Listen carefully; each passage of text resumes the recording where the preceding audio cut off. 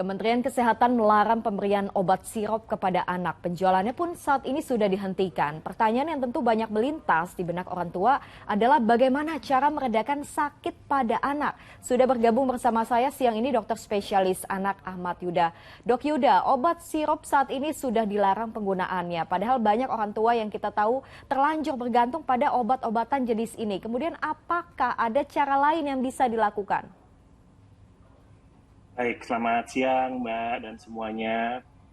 Jadi, memang demam ini kan merupakan penyakit yang paling banyak dikeluhkan pada anak-anak ya. Nah, salah satu yang kita harus tahu sebenarnya demam ini mekanisme penting tubuh untuk melawan infeksi, baik itu virus atau bakteri atau yang lainnya.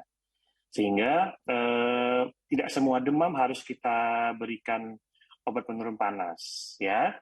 Karena pengobatan demam itu tidak hanya sirup saja, tidak hanya obat saja. Begitu.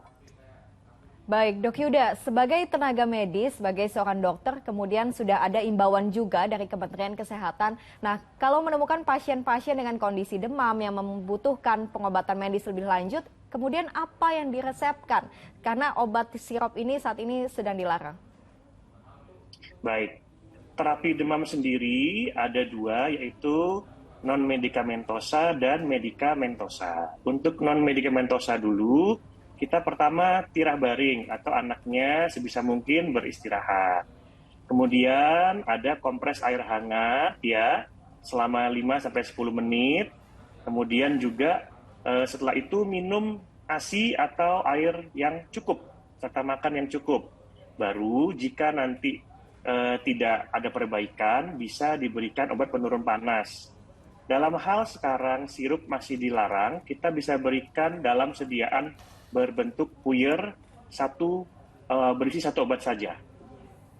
Baik, Dok Yuda, mungkin bisa memberikan imbauan khususnya kepada orang tua ketika anak demam, apa yang perlu dilakukan supaya tidak menjadi panik?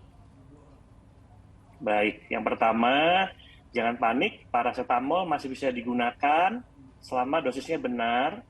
Jika terindikasi suhunya lebih dari 39, anak di bawah 3 bulan, dan kemudian mempunyai riwayat penyakit klinis yang lain, segera dibawa ke dokter.